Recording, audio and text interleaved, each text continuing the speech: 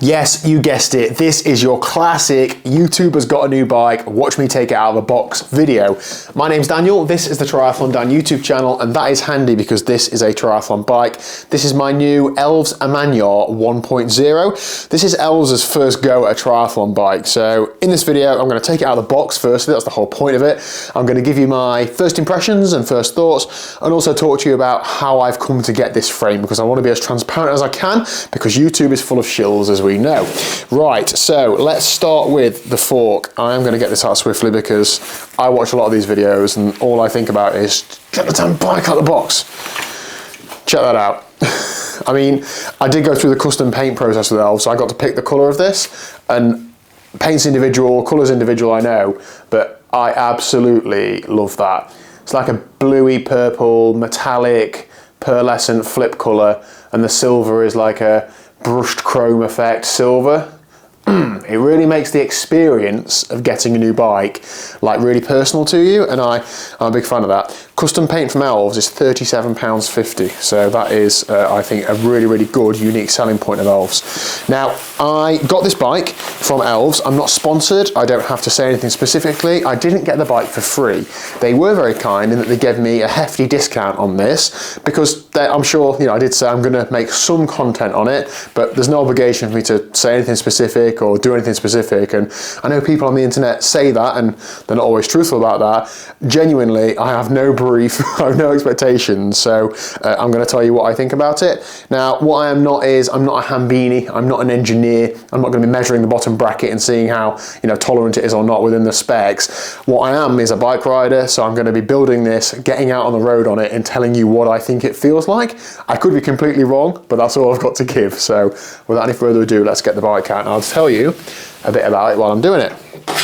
So this is the Elves Amanyar frame. Now, there's quite a few quirky little things on this which I think actually make it really appealing as a triathlete. But then there are a few things that might make me think, maybe this isn't the right bike for me as a triathlete. So let's have a look at these things and I'll talk you through it. So firstly, it's a size 54. This is the biggest size that Elves do.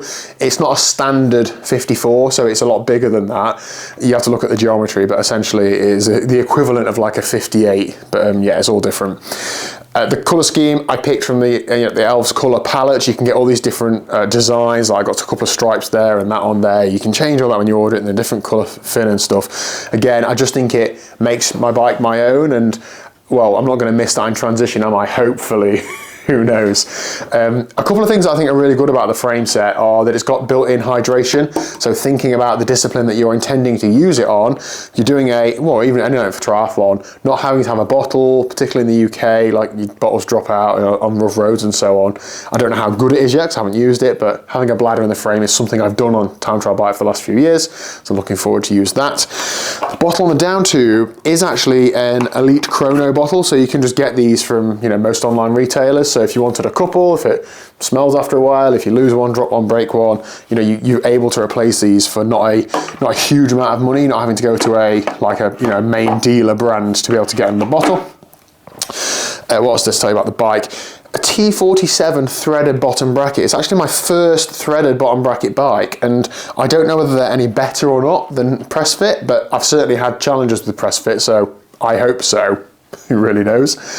Tyre clearance for 28C tyres. I would have liked to have seen it a bit bigger, in honesty. I'm riding 32s on the road at the minute, and I think I'd probably want to race 28 or 30s on a time trial bike, particularly if I'm racing in the UK, but it is what it is. I'm not going to try and wedge bigger tyres than this with the paint being so nice. It is, of course, a disc brake frame, and the most obvious thing is it does not have a seat tube. Now, there are another couple of brands that make bikes like this, and I've not seen many horror stories. You might think, oh, I'm going to sit on that and snap it in half. I don't think that's going to happen. There is a 100 kilo weight limit on this bike, and I'm actually ever so slightly just over it at the minute. That is going to come down over winter, so I'm not going to ride this until then. But, it does make you think that that's perhaps not as, it's not as solid as a bike with a seat tube, but the proof will be in the pudding, right? I've certainly stood here and squashed it together and there's absolutely no flex in it, but we'll have to see. In terms of what you get with the bike, so there's a couple of boxes, and this does feel like a bit more of an experience. So when I first spoke to Elves about this bike, my interpretation of Elves was almost like you're buying stuff from AliExpress, like you just buy stuff, it's a bit of a gamble, and who knows. It's actually not like that at all. The customer service has been brilliant. Again, I don't know if that's because I'm buying it from them to make videos about, maybe it's different. I don't think it is. I've spoke to another couple of Elves owners who said that, you know, the service has been great, but this is more of an experience than I was expecting it to be. I've got a, you know, a little welcome card thing. I've got tools that are in bags and things are like labeled up and stuff, and I think that does add to it being a bit more of a premium feel. The actual cost of this bike, so the frame set and the basic cockpit is £1,500, and the frame set and the Pro cockpit, which is the one I've got, is £1,650. And if you want custom paint, it's another £37.50. So if you want the top spec cockpit, which is adjustable extensions and looks really airy and really trick, and custom paint and the frame, you're talking like £1,700 delivered, and there's no, like, you don't get stung at the import fees and stuff like that, is it? So I think that's pretty competitive when you look at how much bikes are nowadays. So what have I got in here? I've got computer mounts, I've got the stem, which looks pretty massive. I also quite liked the idea of it's just a normal like steerer tube and base bar stem, so I could in theory change this stem for something else or change the cockpit for something else without going through too much expense. There's all the cockpit things, you know, spacers and bolts and all those sorts of things. That's good. That's the most neat they will ever be. And then there's a bottom bracket here. It actually says it's a ceramic bottom bracket. You can spec what bottom bracket you want when you order the bike. I wanted a 30mm bottom bracket because my crankset is a BB30, and I would quite like to use the same crankset that I've used already, so I don't have to buy another one. Let's have a look at the cockpit. So the base bar between the two specs of cockpits is the same. It comes in a 400mm width or 420mm width, so 40 centimeters or 420 centimeters. 420 centimeters, 42 centimeters. I went for the 40 centimeters because I thought, well, 2 centimeters doesn't really make that much difference, and I don't think I'd want a wider base bar. For the amount of time I'll be down there, I ride 40mm bars on the road. That's, you know, it's wide enough, so I'm absolutely fine with that. There's plenty of stack on there, and again, we've seen all the accessories, haven't we? So I know that I'll be able to get the position that I want. I have had mixed experiences with having a standard round clamp on time trial base bars. When you're on the extensions, you're putting a lot of leverage on, hitting bumps, things off, you know, sometimes slip. That does look like it's textured in the middle. I'll put some like carbon seat post gripper paste on there as well, and make sure it's torqued up to manufacturer spec. And what I noticed on the frame and everywhere else is there's all these little things where you can, you know, run your wires down, run your hoses down, so you know, well, not hoses there, but you know, wires down, so you've got something now ready to be able to make the install that little bit easier. In this package is it's a seat post, so it's not colour coded seat post, which I think is actually quite good, because when you're changing your saddle height, it's too easy to chip the paint, and it looks good when you first install it, but as soon as you then raise it a little bit, there's a line and so on, so that's pretty cool. It's a round rail clamp, and there's a bottle mount on the back. There's actually 3 holes on there, so I'll be able to mount 2 bottles on there if I want to, change the angle of it and so on. That looks pretty cool, providing it works. Onto the extensions, they look like this. Again, they've got the little wire running down, so you can run down your electronic wire if you need to. They look, at first glance, I mean, very similar to a very expensive, like, integrated cockpit setup, don't they? Obviously, they're not fully integrated. The armrests are bolted onto the extensions, but look at that there. You can extend the extensions, I say extension anymore, just by doing those 2 bolts. I know there's a little bit of like lump there sat in the wind, but like to be able to adjust the length of the extension, that's great. You have to buy different extensions to different lengths. I think that's pretty cool to get the exact right fit for you. So I look forward to testing those out.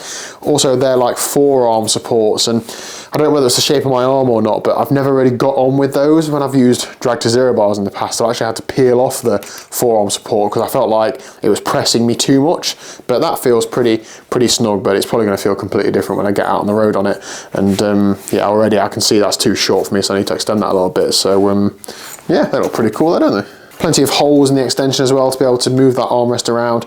Nice high-sided armrest. I do like having dual-sided, so you're really locked in. So the inner one there is a little lip. It's not really that big, so maybe I need to swap those out for my normal armrests, but I'll certainly give these a go. This is the frame bladder, so we can see there's a little bite valve on the end, and that looks pretty cool. And these are pretty key to keep clean when you use them, so after a little while they often need replacing, so I've got to keep on top of that.